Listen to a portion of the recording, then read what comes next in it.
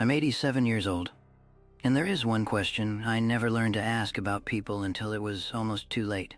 One question. That's it. And the answer to it would have saved me 30 years of living inside a life that looked right from the outside and felt completely hollow on the inside. I don't want that for you. So listen to me. For most of my adult life, I asked one question about the people around me.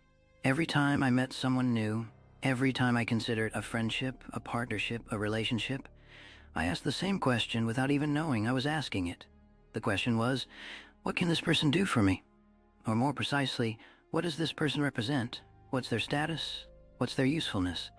What do they add to my resume, my reputation, my network? I was a corporate attorney for 35 years. I made partner at 45. I was billing $400,000 a year at my peak, and I had surrounded myself with people who were useful, people who were impressive, people who made me look better just by standing next to them. I called them friends. I called them colleagues. I told myself I was building relationships. But what I was actually doing was building a collection, like trophies.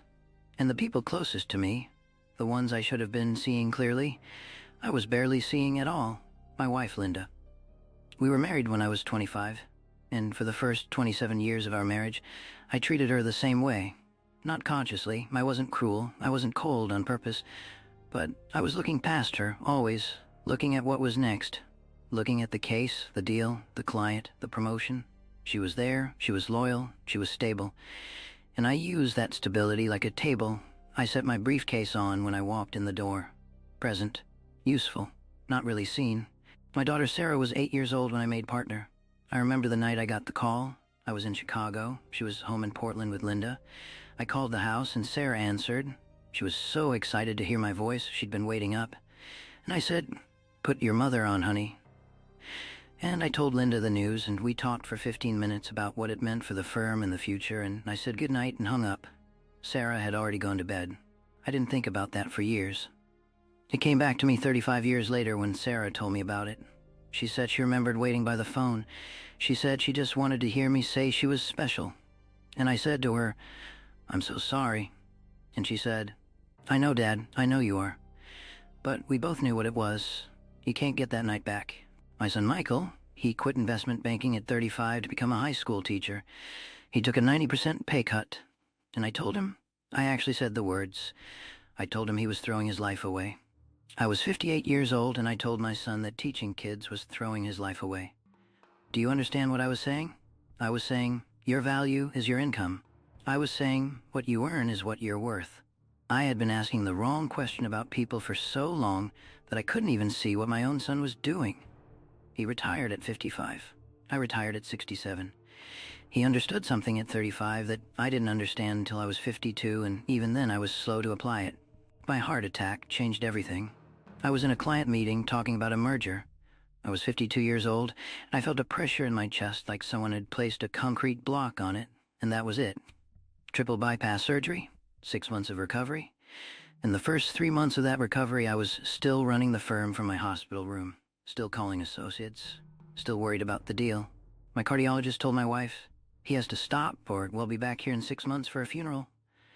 And Linda came into the room and she sat beside me and she held my hand and she said, "Rick, who are you doing this for?" That was the question. Right there. She didn't say it like a challenge. She said it like a woman who had been watching the answer her whole marriage and hoping I would finally see it, too. Who are you doing this for? I didn't have an answer. I had clients. I had cases. I had a reputation.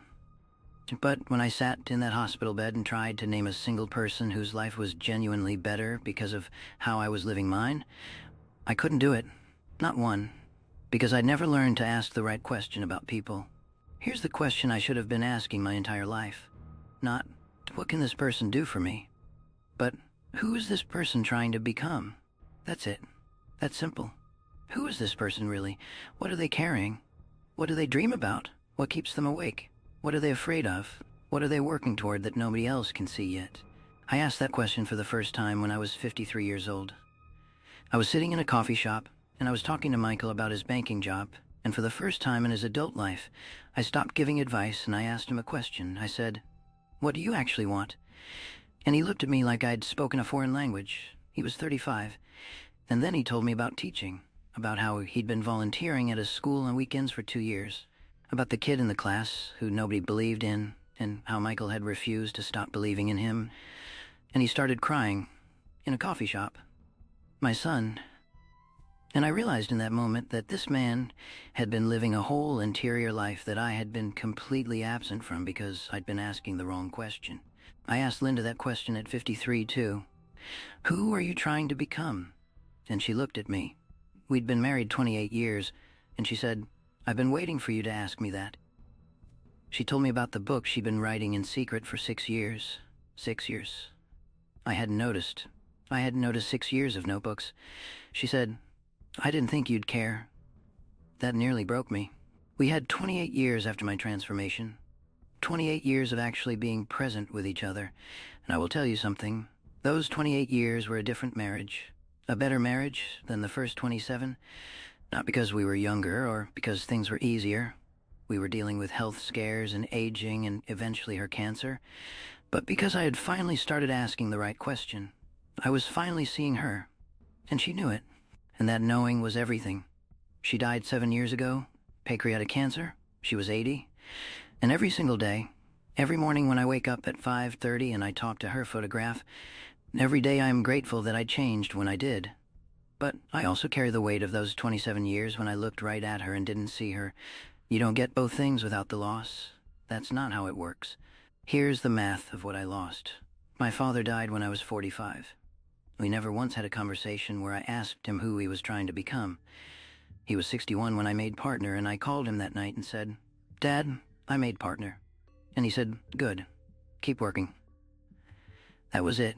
That was the whole conversation. He was dead 6 years later. I never knew what he was afraid of. I never knew what he regretted. I never knew if he was proud of himself or ashamed. He's been gone 42 years, and I still don't know. That's what the wrong question costs you. It costs you the whole person. I have a grandson named Josh.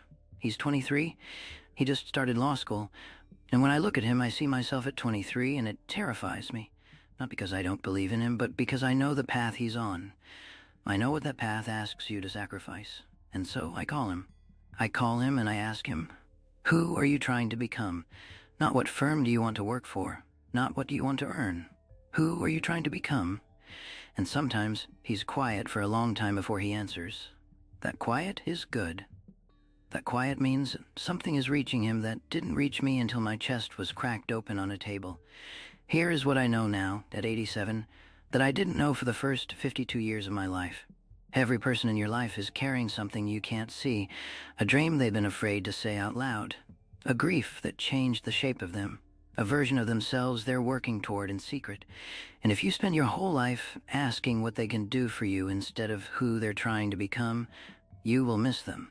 You will stand at their funeral or their bedside or their departure gate and realize you were never really there. You were physically present and emotionally absent. And that is a kind of loneliness that no income and no title and no achievement can touch. Success doesn't compound. Relationships do. I spent 52 years building a career. I spent 35 years building a life. The career ended. The relationships are still here. Michael visits me 3 times a week. Sarah calls me every morning. Lily, my granddaughter, she's 20 years old, and she sits with me and films these videos, and she asks me real questions. Because I taught myself to ask real questions, and somehow it passed down. So here's what I want you to do. This week, not someday. This week, call someone in your life, your partner, your parent, your child, your friend, and ask them the real question. Not, how are you? Not, how's work? Ask them, what are you working toward that nobody else knows about? Ask them who they're trying to become. And then stop talking, stop performing, stop waiting for your turn. Just listen. Ask yourself right now, when was the last time you truly asked another person who they were? Not what they do, who they are. When did you last sit with someone you love and see them, really see them, without filtering them through what they're worth to you? Because I'll tell you what waits at the end of the wrong question. 87 years old, a paid-off house, a successful career, and a memory of 27 years when I looked at the woman I loved and saw right past her. That's what waits. Comfort with an echo in it, safety with a hollow underneath.